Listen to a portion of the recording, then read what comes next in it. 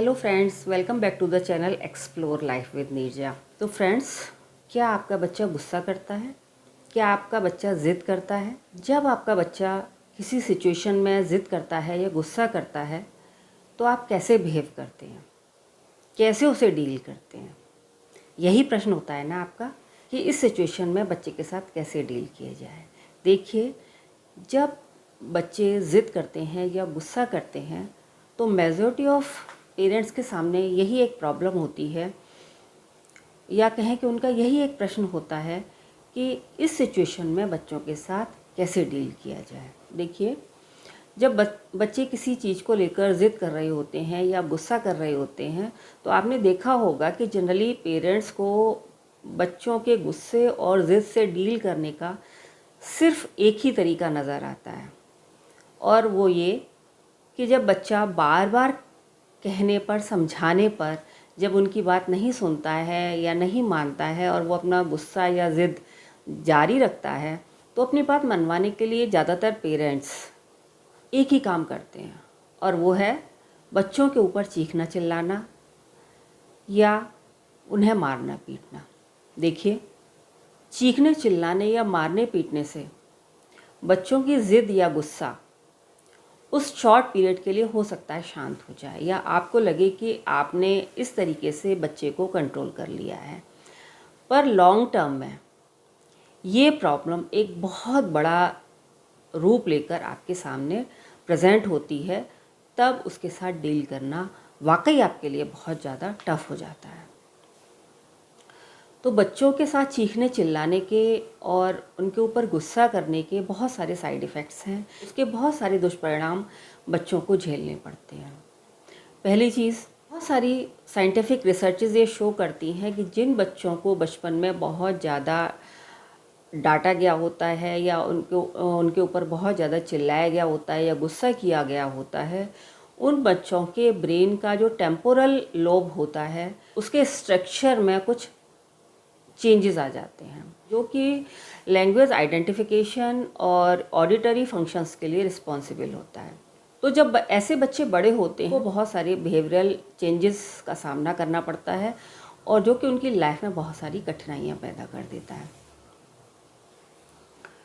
दूसरी चीज़ जो पेरेंट्स के बिहेवियर से देखी गई है वो ये कि एक तो ज़्यादा टोका टाकी या बच्चों को डांटने पीटने चिल्लाने से बच्चों का कॉन्फिडेंस लूज़ होने लगता है। और यदि देखिए, ये आप सब समझ सकते हैं कि यदि बच्चों का कॉन्फिडेंस ही लूज़ होने लगे तो वो चाहे कितना भी काबिल हो, कितना भी इंटेलिजेंट हो, लेकिन वो खुद की काबिलियत को पोर्ट्रे ही नहीं कर पाएगा। उसके अंदर इतना कॉन्फिडेंस ही नहीं होगा कि वो खुद को या अपनी क्वालिटीज़ को एक्सपोज कर सके। तो आप समझ सकते हैं इसके परिणाम कि ऐसे बच्चे लाइफ में बहुत बेहतर नहीं कर पाएंगे। ये तीसरी कमी पेरेंट्स के चीखने चिल्लाने या डांटने से बच्चों में डेवलप होती है, वो है कि ऐसे बच्चे अच्छे से कम्युनिकेट नहीं कर पाते हैं। खुद को शेयर करने से या किसी के साथ कम्युनिकेट करने से वो बचने लगते हैं। वो अपने पेरेंट्स के साथ भी चीज़ों को शेयर करना धीरे धीरे कम कर देते हैं और बंद कर देते हैं। तो ऐसे में देखिए क्या होगा कि आपको बीइंग ए पेरेंट्स पता ही नहीं रहेगा कि आपके बच्चे की लाइफ में क्या चल रहा है, उसको कहीं कोई प्रॉब्लम तो नहीं आ रही, या स्कूल में कहीं उसके साथ कोई दिक्कत तो नहीं है, उसको अपनी स्टडीज़ समझ में आ रही हैं नहीं। क्योंकि जब वो अपनी लाइफ की कोई भी चीज़ें आपके साथ शेयर ही नहीं कर रहा होगा तो आप उसके बारे में कुछ जान ही नहीं पाएंगे। इस तरीके के बिहेवियर से देखा गया है वो ये है कि बच्चों का कंसंट्रेशन या कहें कि बच्चों का फोकस डिफरेंट चीज़ों के लिए बहुत कम हो जाता है, या बच्चे चीज़ों पर अच्छी तरीके से फोकस ही नहीं कर पाते। तो इसका सबसे बड़ा इफेक्ट तो उनकी स्टडीज़ पर ही पड़ता है, क्योंकि जब उनका फोकस ही ख़त्म हो जाएगा तो वो अपनी स्टडीज़ भी अच्छी तरीके से नहीं कर पाएंगे। लाइफ के और चीज़ें तो उनको इफ़ेक्ट करेंगी ही। तो पेरेंट्स, ये सारी चीज़ें जानने के बाद मैं आपसे होप करूँगी कि अब आप अपने बच्चे को डांटेंगे, पीटेंगे या उसके ऊपर चिल्लाएंगे नहीं। तो फिर आपका ये कहना होगा कि हम क्या करें, कैसे इस सिचुएशन के साथ डील करें। देखिए, मैं आपकी बात समझ रही हूँ, मैं खुद भी एक पेरेंट हूँ और मैं बहुत अच्छी तरीके से जानती हूँ कि इस सिचुएशन में बच्चे के साथ डील करना वाकई बहुत टफ होता है। लेकिन देखिए, बच्चे के ऊपर चिल्लाना या गुस्सा करना ये कोई सॉल्यूशन नहीं है। इससे हम बच्चे को फ़ायदे की जगह नुकसान ही करते हैं। बल्कि हम ये कहें कि पहले तो उसके अंदर गुस्सा और ज़िद जैसी ही प्रॉब्लम्स थी और हमारा इस तरीके का बिहेवियर उसके अंदर और न जाने कितनी तरह की प्रॉब्लम क्रिएट कर देता है। तो अब प्रश्न ये उठता है कि फिर क्या किया जाए। तो आज मैं इसी प्रॉब्लम के ऊपर कुछ सॉल्यूशंस देना चाहूँगी, जिनको कि यदि आप बीइंग ए पेरेंट्स अपने बच्चों के साथ यूज़ करते हैं या फॉलो करते हैं तो बहुत संभव है कि आपके बच्चे का ज़िद और गुस्सा धीरे धीरे कम होता जाएगा और अल्टीमेटली ख़त्म भी हो सकता है। तो चलिए शुरू करते हैं। शुरू करने से पहले मैं हमेशा की तरह आपसे एक रिक्वेस्ट करना चाहूँगी। यदि आपने मेरा चैनल अभी तक सब्सक्राइब नहीं किया हो तो प्लीज़ सब्सक्राइब कर लीजिए और बेल आइकन को प्रेस कर दीजिए, जिससे कि मेरी वीडियोस के नोटिफिकेशंस आप तक पहुंचते रहें। और यदि आपने चैनल सब्सक्राइब कर लिया है तो आपका तहे दिल से शुक्रिया। तो चलिए शुरू करते हैं। देखिए, पहली चीज़ तो आपको ये याद रखनी होगी, बच्चों को उसकी प्रॉब्लम ना बताएं, उस प्रॉब्लम को लेकर आपका उससे क्या कंसर्न है ये चीज़ आप बच्चे को बताएं, या उस प्रॉब्लम को लेकर आपके क्या इमोशंस हैं जिसकी वजह से आप परेशानी का अनुभव करते हैं। बच्चों के साथ ये शेयर करें। फॉर एग्ज़ाम्पल, जैसे कि आपका बच्चा बहुत ज़्यादा टीवी देख रहा है और आपके बहुत बार मना करने पर भी वो नहीं मानता है, तो बजाय ये कहने के कि तुम हर वक्त टीवी ही देखते रहते हो, तुम्हारे साथ यही प्रॉब्लम है कि जब देखो तब टीवी ऑन करके बैठे रहते हो या मोबाइल को लेकर बैठे रहते हो, तो बजाय ये कहने के आप कह सकते हैं कि देखो बेटा, हमें पता है कि टीवी देखना अच्छा लगता है, ठीक है, तुम उसके ऊपर टाइम स्पेंड करो और हम भी चाहते हैं कि तुम थोड़ा बहुत वक्त उसके ऊपर स्पेंड करो, लेकिन देखो, यदि तुम ज़्यादा स्क्रीन पर अपना समय बिताओगे तो तुम्हारी आंखें ख़राब हो जाएंगी और तुम फिर अभी तो देख पाओगे लेकिन फिर आगे तो नहीं देख पाओगे। तो जब आप बच्चे को प्रॉब्लम की बजाय अपना कंसर्न बताएंगे कि तुम आगे तुम्हारी आंखें ख़राब हो जाएंगी, तो बच्चा धीरे धीरे आपकी बात समझेगा। उसे लगेगा कि आप उसके ऊपर चीज़ों को आरोपित नहीं कर रहे हैं, बल्कि आप जो कह रहे हैं उसके भले के लिए कह रहे हैं, क्योंकि आप उसे टीवी देखने या मोबाइल देखने से मना नहीं कर रहे होंगे। उस प्रॉब्लम को लेकर, उस प्रॉब्लम का जिक्र ना करते हुए अपने इमोशन और आपका उस प्रॉब्लम को लेकर क्या कंसर्न है, आप क्यों मना कर रहे हैं उसको टीवी या मोबाइल देखने को लेकर। तो जब आप इस तरीके से बच्चे से बात करेंगे तो वो धीरे धीरे आपकी बात समझेगा। दूसरी चीज़ जो मैं आपसे कहना चाहूँगी, देखिए, जब आपका बच्चा किसी चीज़ को लेकर ज़िद कर रहा हो या गुस्सा कर रहा हो, तो ऐसी सिचुएशन में होता क्या है, सोच कर देखिए आप। जनरली हम भी उन्हीं की तरह ज़िद करना और गुस्सा करना शुरू कर देते हैं, क्योंकि जब हम बच्चे हमारी बात नहीं मानते हैं तो हमें भी गुस्सा आने लगता है। जैसे कि सपोज़ करिए कि बच्चा बहुत देर से टीवी देख रहा है या बहुत देर से मोबाइल पर है। देखिए, मैं बार बार यही एग्जाम्पल ले रही हूँ क्योंकि यही आज की सबसे बड़ी प्रॉब्लम है। तो बच्चा यदि टीवी देख रहा है या मोबाइल बहुत देर से देख रहा है और हम चाहते हैं कि बहुत देर हो गई, बच्चे को पढ़ना चाहिए, तो हम उसे कई बार जब कह देते हैं कि भाई उठो, अब बहुत देर हो गई, जाकर पढ़ो, और उसके बाद भी बच्चा टीवी या मोबाइल बंद नहीं करता है, तो एक समय के बाद हमें भी बहुत तेज़ गुस्सा आने लगता है। लेकिन यहीं पर आपको अपने ऊपर ध्यान देना है, यानी बच्चा तो गलती कर ही रहा है और यदि आप भी इस समय गुस्सा उसके ऊपर करने लगे या उसे डांट कर, चिल्लाकर मोबाइल बंद करवा दिया या टीवी बंद करवा दिया, तो वही गलती आप भी कर रहे होंगे। देखिए, गुस्सा एक ऐसी चीज़ है कि आपने लोगों ने सुना होगा कि गुस्से के समय इंसान अंधा और बहरा हो जाता है। तो जब बच्चा गुस्से में है, ज़िद कर रहा है और उसके इस एक्ट से आप भी गुस्से में आ गए हैं, तो आप भी उसके साथ जो बिहेव करेंगे वो ठीक नहीं कर पाएंगे। और बच्चा इस समय ऑक्यूपाइड है टीवी या मोबाइल में, और वो गुस्से में भी है, तो वो इस समय रिसीविंग मोड में बिल्कुल भी नहीं है। तो वो इस समय आप गुस्से में जब उससे बातें कहेंगे और दोनों तरफ ही गुस्सा है, तो आपकी कही हुई बात का उसके ऊपर कोई असर नहीं पड़ेगा। हो सकता है डर के कारण वो जो कुछ कर रहा है उसे डर की वजह से करना बंद कर दे, लेकिन लॉन्ग पीरियड में उसकी ज़िद बढ़ ही जाएगी, कम नहीं होगी। तो कोशिश करिए कि जब बच्चा आपकी बात नहीं मान रहा है, ज़िद कर रहा है, तो उस समय आप खुद को काम डाउन करिए। उस समय आप बच्चे से बिल्कुल बात मत करिए। देखिए, बच्चा 1 घंटे से तो टीवी देख ही रहा है और 10-5 मिनट टीवी देख लेगा तो उससे कोई बहुत बड़ा परिवर्तन आने वाला नहीं है, कोई पहाड़ टूटकर नीचे नहीं आ जाएगा। तो उस समय आप खुद को काम डाउन करिए, थोड़ी देर के लिए रिलैक्स होइए, बैठिए, जब आपका मन शांत हो जाए और इतने बच्चे की ज़िद भी थोड़ी सी शांत हो चुकी होगी। तो जब आपका मन शांत हो जाए तब आप बहुत अच्छी तरीके से बच्चे के साथ बात कर सकते हैं। तो बच्चे के अंदर ये कंसेप्ट डेवलप होगा कि बात करने से ही किसी समस्या का समाधान निकल सकता है, या बात करके ही, अच्छी तरीके से बात करके ही हम अपनी बात मनवा सकते हैं। क्योंकि न तो आप बच्चे से चीख चिल्ला कर बात कर रहे होंगे, और सपोज़ करिए कि उस समय आपका बच्चा भी नाराज़ होकर या गुस्सा करके आपके ऊपर चिल्लाने लगता है कि नहीं, मेरे को तो टीवी देखना ही है, मैं मोबाइल नहीं रखूँगा, आप हर समय मना करते रहते हो, डांटते हो, चिल्लाते हो, तो उस समय आपको उससे कुछ नहीं कहना है। और उसको आप उससे सिर्फ यही कहेंगे कि देखो, हम इस बारे में बात करेंगे।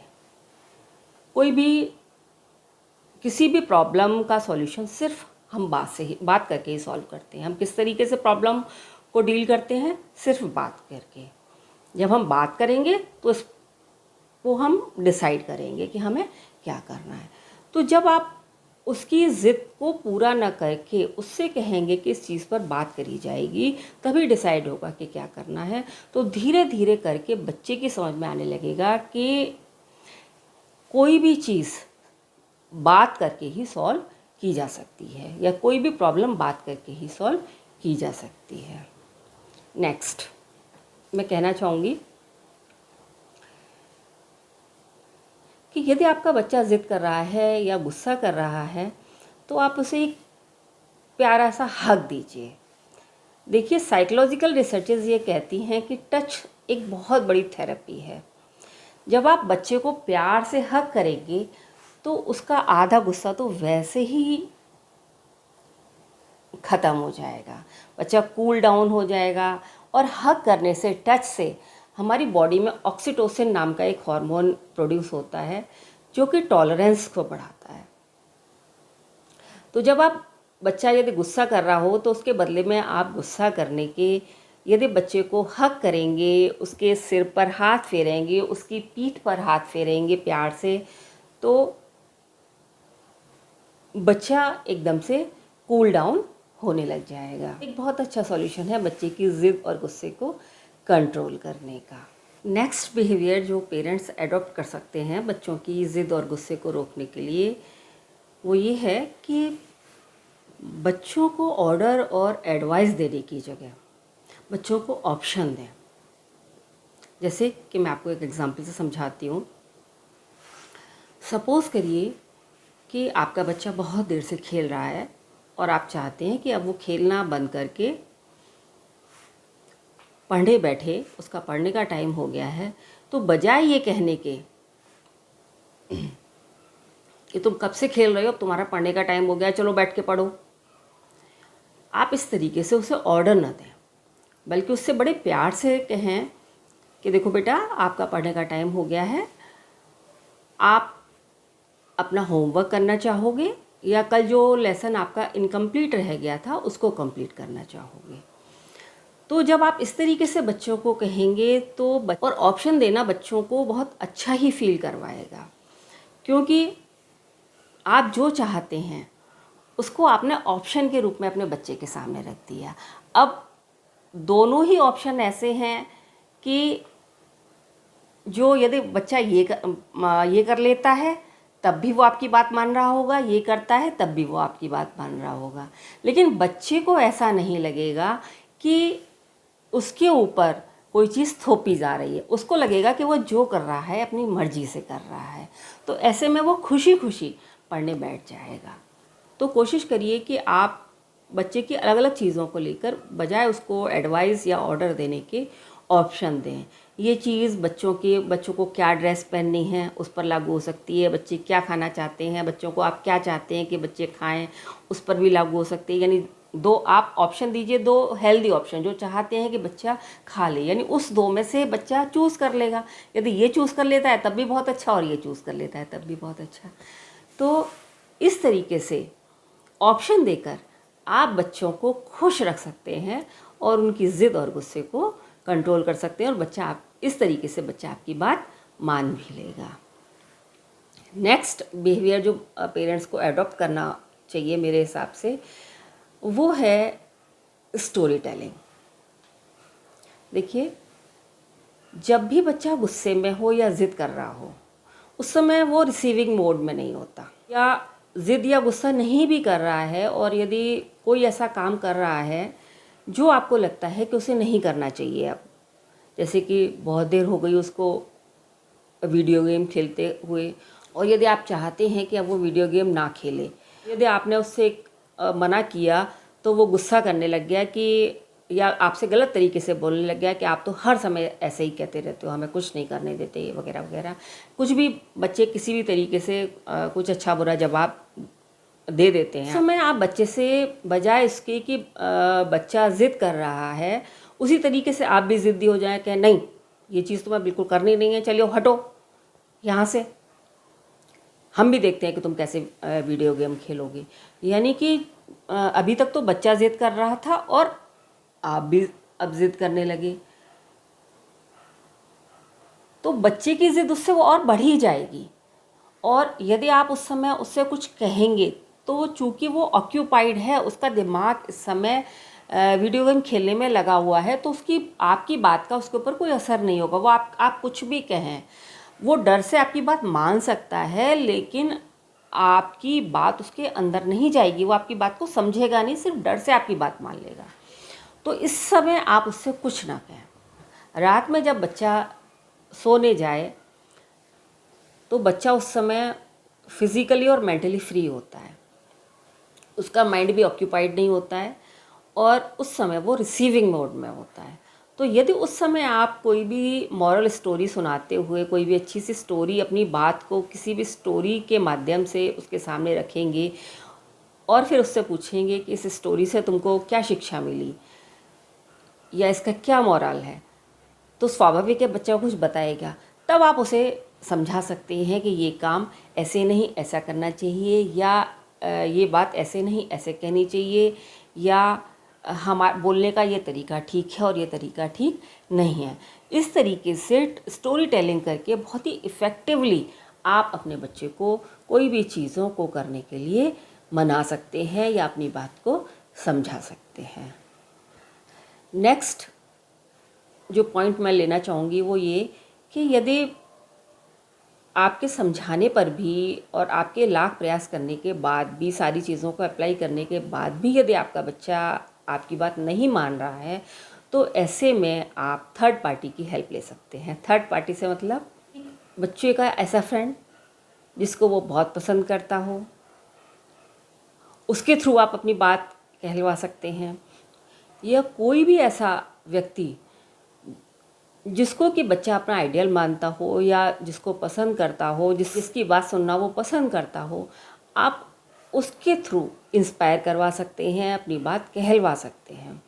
तो कहते हैं ना कि घर की मुर्गी दाल बराबर, तो हो सकता है वो आपकी बात ना माने लेकिन अपने दोस्त की या अपने किसी फ्रेंड के पेरेंट्स की या किसी और व्यक्ति की बात वो अच्छी तरीके से सुन ले, समझ ले और मान ले। तो इसके लिए आप पेरेंट्स ये कर सकते हैं कि कुछ अच्छे इंस्पायरिंग पेरेंट्स का एक ग्रुप बना सकते हैं। जब आपके बच्चे को समझाने की ज़रूरत हो तो दूसरे बच्चों के पेरेंट्स आपके बच्चे को समझा सकते हैं, और जब उनके बच्चों को समझाने की ज़रूरत हो तो आप उन्हें समझा सकते हैं। इस तरीके से आप पेरेंट्स का एक ग्रुप बनाकर भी एक दूसरे की हेल्प कर सकते हैं और अपने बच्चों को अच्छा बिहेवियर, अच्छी चीज़ें सिखा सकते हैं। तो ये कुछ पॉइंट्स थे जिनको कि यदि पेरेंट्स अपने बच्चों की परवरिश के समय धीरे धीरे फॉलो करते हैं, डे टू डे की एक्टिविटीज़ बच्चों को करवाते समय, तो धीरे धीरे बच्चों की ज़िद और गुस्सा कम होने लगेगा, और एक समय के बाद बहुत संभव है कि बच्चे ज़िद करना और गुस्सा करना बंद ही कर दें। तो बताइएगा आज की वीडियो आपको कैसी लगी। यदि आज की वीडियो आपको पसंद आई है तो अपने फ्रेंड्स और रिलेटिव्स के साथ शेयर करिएगा, और इसमें कुछ भी सीखने लायक लगा हो तो एक लाइक ज़रूर करिएगा। तो फिर मिलते हैं एक नई वीडियो में एक नए टॉपिक के साथ। तब तक के लिए बाय बाय।